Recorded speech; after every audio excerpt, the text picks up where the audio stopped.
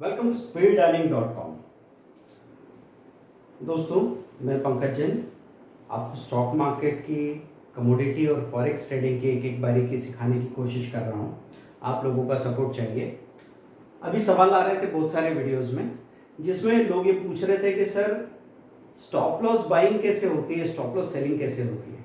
हम जब भी बाइंग करने जाते हैं तो वहीं के वहीं करंट मार्केट प्राइस पे ही सेलिंग या बाइंग हो जाती है। तो वहाँ पे आपके पास एक बहुत छोटी सी बेसिक प्रॉब्लम हो रही है। अब मैंने वैसे स्क्रीन रिकॉर्डिंग के वीडियो बनाए हैं जिसमें आपको एक्चुअल कैसे स्मार्टफोन के साथ बाइंग करना है, सेलिंग करना है, ये तो बता दिया है। अब मैं इस बोर्ड पे समझा रहा हूँ आपको, ताकि कंसेप्ट और क्लियर हो जाए। तो स्टॉप लॉस बाइंग क्या चीज़ है? स्टॉप लॉस बाइंग ऑर्डर एक अलग चीज़ है और स्टॉप लॉस लगाना एक अलग चीज़ है। स्टॉप लॉस बाइंग मतलब एक कंडीशनल बाइंग है, एक शर्त वाली बाइंग। कंडीशन की ज़रूरत क्यों पड़ती है? जैसे भारतीय एयरटेल एक शेयर है, आपने देखा बहुत ज़्यादा गिरा हुआ है, पिछले महीने का मंथली लूज़र है, निफ्टी 50 का शेयर है। अब हम भारतीय एयरटेल में ये चीज़ देख रहे हैं कि उसका समझो हमको 5 दिन का हाईएस्ट हाई और लोएस्ट लो नज़र आ रहा है कि 416 अगर तोड़ा इसने तो फिर और गिर जाएगा। 416 को तोड़ेगा तो ये 400 चला जाएगा, 390 हो जाएगा, 390 हो जाएगा। और 435 अगर इसने ब्रेक किया तो फिर यहाँ से ऊपर जाएगा, 440, 450, 460 चला जाएगा। ये बात हमको समझ में आ रही है, लेकिन अभी भी समझ में नहीं आ रहा है। तो फिर क्या करें? बाइंग करें या सेलिंग करें?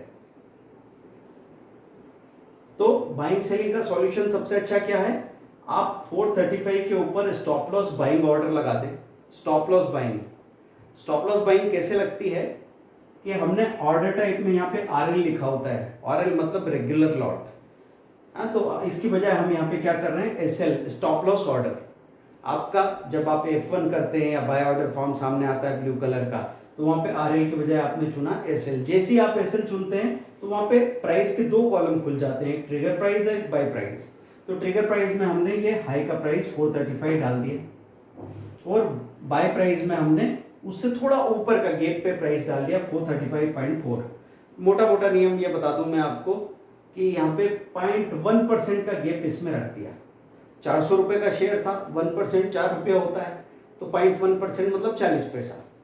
ये थोड़ा बड़ा गैप बता दिया मैंने। नॉर्मली तो 0.05% भी चल जाता है, मतलब 400 रुपये के शेयर में 20 पैसे का गैप भी काम कर सकता है, लेकिन 40 पैसे का गैप आपको कभी धोखा नहीं देगा। ये गैप रखना क्यों जरूरी है? कभी कभी बहुत तेजी से मूवमेंट आता है, तो ऐसा होता है कि 435 और यहाँ पे भी 435 लिख के रखता तो भी ये ऑर्डर गलत नहीं होता। लेकिन अगर एकदम से मूवमेंट आया और 434 से 436, 37 होके चला गया तो मेरा ट्रेड एक्टिवेट नहीं होगा। मतलब इसमें ऐसा कहते हैं कि स्टॉप लॉस ट्रिगर नहीं हुआ, जंप करके चला गया। तो ऑर्डर टाइप में एसएल लिखा, ट्रिगर प्राइस में 435, बाय प्राइस में उससे थोड़ी सी ऊपर की प्राइस आपने डाल दी। तो आपको समझ में क्या आया कि अभी चल रहा है, सपोज सीएमपी है भारतीय एयरटेल की, सीएमपी करंट मार्केट प्राइस चल रही है 425, जहां से कुछ पता नहीं लगता कि अब ये ऊपर जाएगा कि नीचे जाएगा। 425, अब 425 पे खड़ा है, हमने 435 की बाइंग भी लगा दी, क्योंकि हमको पता है कि ये रेंज टूटी कि पॉजिटिव ब्रेकआउट हो जाएगा, ऊपर चला जाएगा, और अगर ये रेंज टूटी तो नेगेटिव ब्रेकआउट हो जाएगा और ये लुढ़क के बहुत नीचे चला जाएगा। तो इसके साथ ही हमने क्या किया, और सेल ऑर्डर भी लगाया, F2 किया, या सेल ऑर्डर फॉर्म सामने आया रेड कलर वाला। ऑर्डर टाइप में आपने आरएल के बजाय एसएल चुना, और यहाँ पे भी कंडीशन वाली सेलिंग। अभी बेचना क्लियर नहीं हो रहा हमके 425 पे बेच देना चाहिए, हमको अभी कुछ भी क्लियर नहीं है 425 पे बेचना चाहिए या 425 पे खरीदना चाहिए 425 पे, हमें नहीं पता। हम क्या कर रहे हैं कि अगर इसने लो तोड़ा तो वहाँ पे हमारी सेलिंग हो जानी चाहिए। तो ट्रिगर में हमने डाला 416, सेल प्राइस में डाला 415.6। अब आप देखो यहाँ पे ट्रिगर बाय प्राइस से छोटा है, यहाँ पे trigger by price sale price से बड़ा है, तो फिर ट्रिगर को छोटा होना चाहिए या बड़ा होना चाहिए? ट्रिगर को होना चाहिए बीच में। ये 425 जो है और ये बाय प्राइस है, इन दोनों के बीच में ट्रिगर है। यहाँ पे अगर मैं बात करूँ 425 और 415 सेल प्राइस है, उसके बीच में ट्रिगर है। ट्रिगर हमेशा बीच में आएगा, ये ध्यान रखें। वैसे ट्रिगर में अगर आप गलती करेंगे ना ऑर्डर लगाने में, तो वो आपसे बता देगा कि आपका ट्रिगर प्राइस गलत लगा हुआ है। वहाँ पे ऐसी लाइन लिखी आएगी कि trigger price must be greater than sell price, trigger price must be less than buy price. वो जो भी लाइन लिखी हो इसका मतलब ये है कि ट्रिगर प्राइस गलत है। ठीक है, अब ये ऑर्डर लगा के आप बैठ गए हैं आराम से।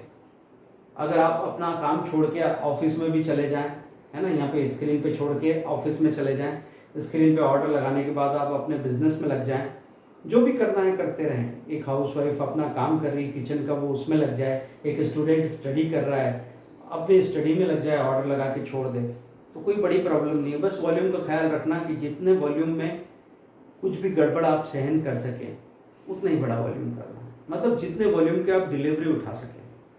मतलब जैसे किसी की ताकत ये है कि 8,000 रुपये तक की डिलीवरी में उठा लूँगा, 8-10 हज़ार की, तो 20 शेयर में काम कर लें। किसी की ताकत ये है कि 100 शेयर की डिलीवरी तो मैं उठा के रख सकता हूँ, तो वो 40,000 रुपये हैं उसके पास, 40-45,000 रुपये, वो 100 शेयर का ऑर्डर कर ले। कोई बोले 1-2 लाख रुपये में मुझे प्रॉब्लम नहीं है, तो 250 से 500 शेयर में काम कर ले, है ना।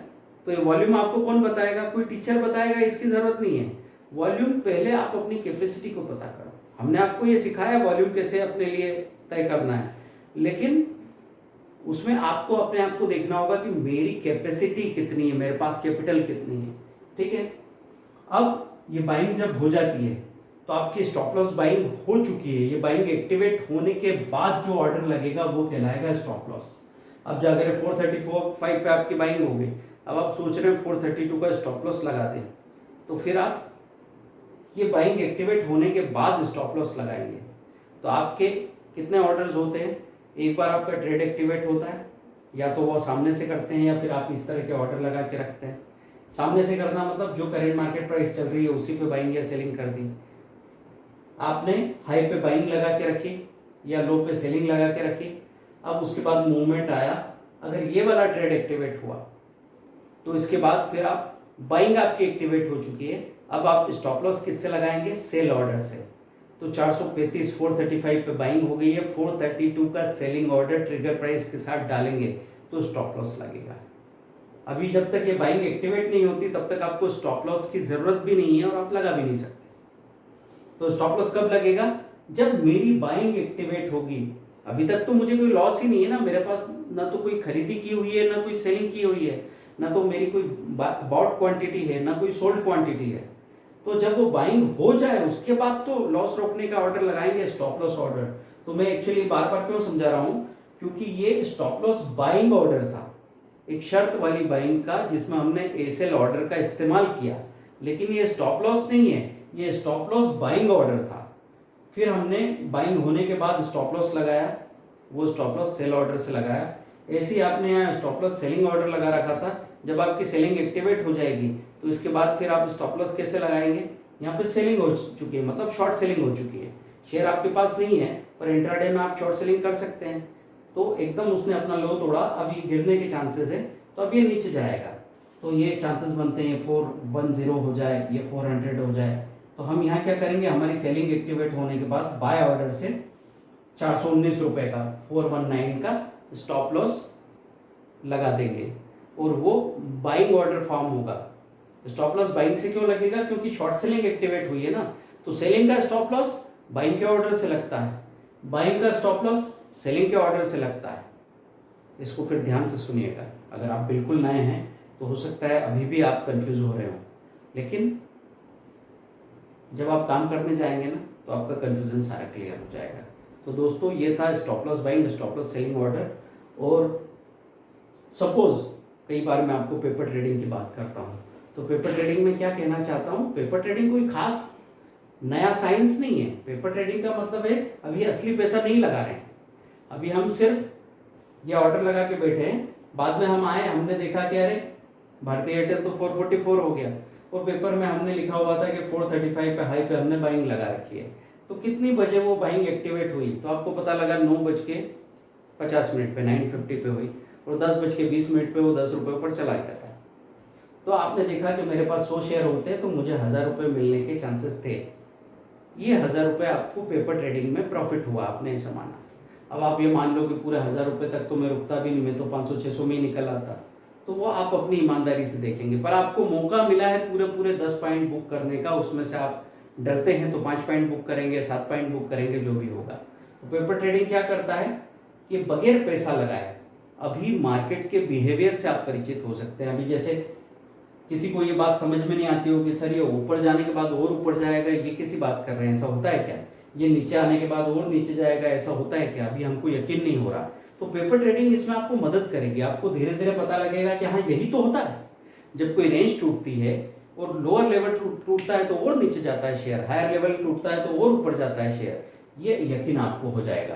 तो दोस्तों प्रैक्टिस कीजिए, और स्टूडेंट्स और लेडीज के लिए स्पेशली मैं कह रहा हूँ कि आपको पेपर ट्रेडिंग करनी है, मतलब पेपर पे टाइम और प्राइस लिख के रखना है, और उसके बाद ईमानदारी से ये भी देखना है कि चार्ट देखा आपने, आप वहां नहीं थे खड़े, पूरे टाइम समय नहीं दे रहे थे उसको, लेकिन बाद में 1 घंटे बाद आए, आपने देखा कि ये 445 खड़ा है, लेकिन उसके साथ ही आपने चार्ट देखा पिछले 1 घंटे का कि अगर 435 की बाइंग हो जाती तो 432 पे मेरा एसएल भी मैंने लगाया था, तो कहीं ऐसा तो नहीं हुआ कि वो 435 जाके पहले 430 आया, पहले मेरा एसएल हिट हो गया, 300 रुपये ले गया, उसके बाद वो ऊपर गया। तो ईमानदारी से आपको ये चीज़ देखनी है कि स्टॉप लॉस आपका हिट हुआ क्या। अब जैसे आपको ये पता लगे कि नहीं स्टॉप लॉस हिट हो जाता है और उसके बाद शेयर ऊपर जा सकता है, तो फिर आपको एक प्रॉब्लम समझ में आती है कि ये प्रॉब्लम हो सकती है। जैसी प्रॉब्लम दिखने लगती है वैसे सॉल्यूशन नजर आने लगता है। सॉल्यूशन क्या नजर आने लगता है? सॉल्यूशन ये नजर आता है कि स्टॉप लॉस मैंने पूरी क्वांटिटी में नहीं लगाया, मैंने 100 शेयर खरीदे थे तो मैंने 432 पे 50 शेयर का ही स्टॉप लॉस लगाया, वो नीचे आया, उसने मेरा एसएल हिट किया 50 शेयर्स में, उसमें मेरा नुकसान हो गया कितना? 150 रुपया, 150 रुपीज़, क्योंकि 50 शेयर 3 रुपये नीचे बिक गए, लेकिन बाकी 50 शेयर मेरे 10 रुपये ऊपर बिके तो मुझे 500 रुपया मिला, 150 उसमें से नुकसान में चला गया, 350 रुपया, 350 रुपीज़ का फिर भी प्रॉफिट होता है। तो ऐसे जब तक आप अपनी प्रॉब्लम पहचानते रहेंगे, प्रॉब्लम को समझते रहेंगे, तब तक सॉल्यूशन भी आपको पता लगेंगे, सॉल्यूशन आप ढूंढोगे, सॉल्यूशन समझ में भी आते रहेंगे, सॉल्यूशन अप्लाई करके आप अच्छा खासा पैसा बना सकते हैं। तो दोस्तों अभी भी प्रॉब्लम हो तो आप हमसे बात कर सकते हैं। अभी फ्यूचर का, स्टॉक फ्यूचर का कोर्स लॉन्च हो रहा है अगले 4 से 5 दिनों में। 6000 का कोर्स है, 1000 रुपीज़ दे के आप बुकिंग कर सकते हैं, प्री बुकिंग, तो आपको सिर्फ 5000 में मिल जाएगा। स्टॉक फ्यूचर एक बड़ा पैमाने पे कारोबार है, इसलिए इसके वीडियो कोर्स की फ़ी काफ़ी ज़्यादा होगी। अभी तो हमने कम ही रखी है, 6000 ही रखी है। तो आप स्टॉक फ्यूचर का कोर्स अगर फ्यूचर में काम करते हैं तो पहली फुर्सत में लीजिए। इस वीडियो को शेयर कीजिए, लाइक कीजिए, सब्सक्राइब कीजिए। डेली 8 से 9 लाइव स्ट्रीमिंग के लिए हम आते हैं, वीक में कम से कम 4 बार। तैयार रहिए, अपने दोस्तों को बताइए, एक ग्रुप बना के साथ में प्रैक्टिस कीजिए। Thank you, bye.